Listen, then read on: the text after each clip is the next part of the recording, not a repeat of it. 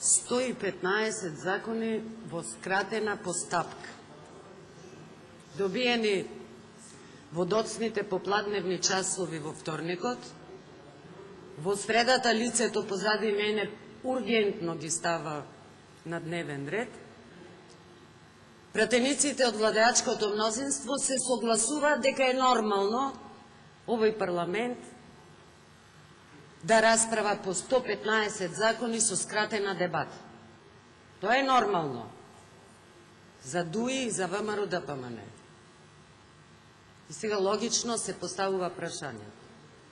Не дека имам дилема или двојба, дека веќе на ниети еден пратеник од ВМРО ДПМН и на ДУИ не му е гајле дали со работата собранието се крши уставот и деловникот. Затоа, ама воопшто ништо не ви слуша. Вие сте послушни, горди, партиски војници на Никола Груевски и Али Ахмети. И тука немам двојба. Работата е зошто или што мака го натера Никола Груевски, кога веќе се објавени и распишани редовни председателски избори и секој момент собранието треба да прекине со својата работа заради предизборието. Што го натера, каква мака го натера Никола Груевски, спротивно на одредбите на Уставот и Деловникот, кои никогаш не му биле појака страна, да ги натера гордите партиски пратеници да гласаат за. И тука, одговор на ова прашање, мора да бираме меѓу две дилеми. Или се работи на вистина за политичка прагма и дефокусирање на граѓаните од реалните проблеми и теми во оваа земја.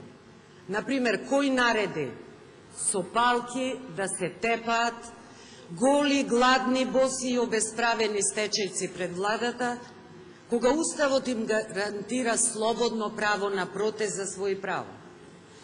Тоа се остава настрана. Меѓутоа, сега е веќе јасно, почитувани граѓани на Република Македонија, што се крие зад оваа фарса во собранието на Република Македонија, наречено 115 закони во скратена постапка во еден ден. И повторно сме носители на горд, се разбира во наводници, црн рекорд на светско ниво. И повторно собранието, наместо дом на дебата, станува дом во која се спроведуваат и институција во која се спроведуваат само партиски декрети и наредби. Тогаш е јасно дека станува збор за бизнис, за пари се работи, и тоа за тешки и големи пари. Ќе бидам конкретна, бидејќи токму законот за измени и дополнувања на начинот на кој ќе се избира директорот на Марнет, на Македонската академска истражувачка мрежа, е типичен пример дека станува збор за уште еден коруптивен бизнис на Никола Груевски и фамилијата околу него. Гледајте што се менува. Замислете, директорот на Марнет ќе треба, нели, согласно измените, да покажува повисоки компетенции. Лага е господјо заменик, министер за администрација. Тешка лага. Зошто? Бидејќи буквално истите услови требаше да ги исполни и директорот во 2010 согласно одредбите на законот, кога за прв пат беше избран на тоа место.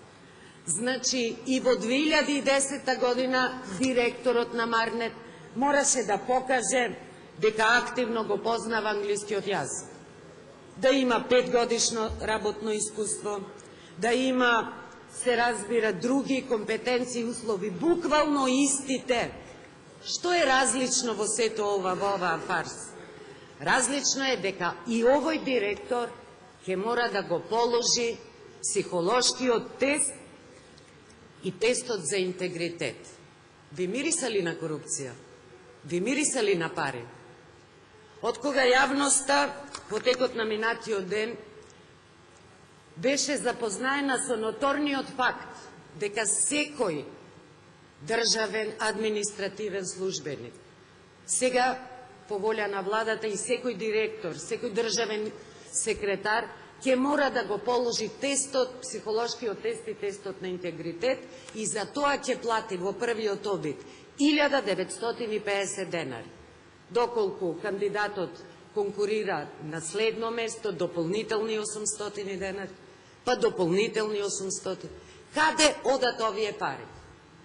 Почитувани граѓани, 160.000 административци со полагање на ваков психолошки тест, со кој чини безмалку нешто повеќе од 30 евра, мириса на бизнис тежок 5 милиони евра најмалку. Говорам дека секој кандидат поеднаш ќе полага овој тест.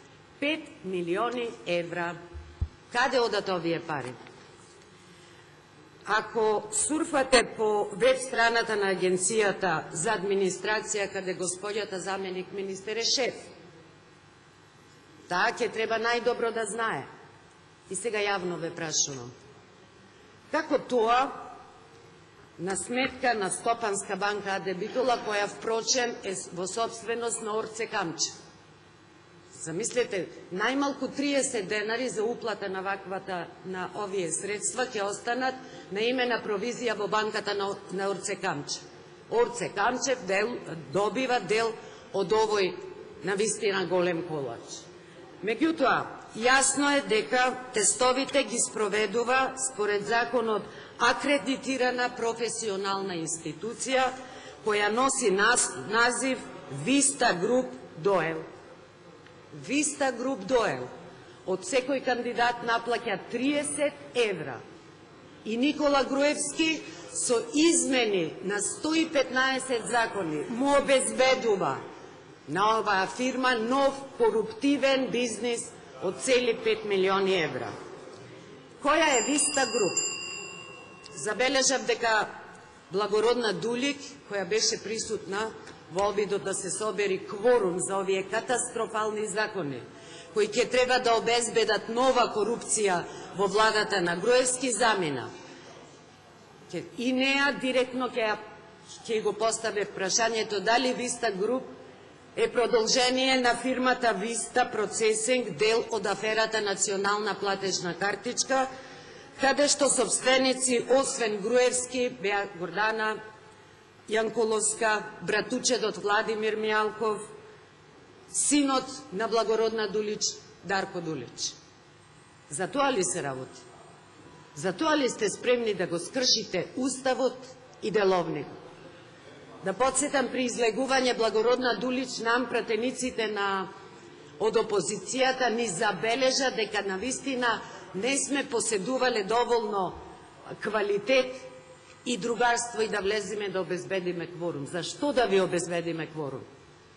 За повторно фамилијата на Груевски да печали пари од джебот на овие граѓани?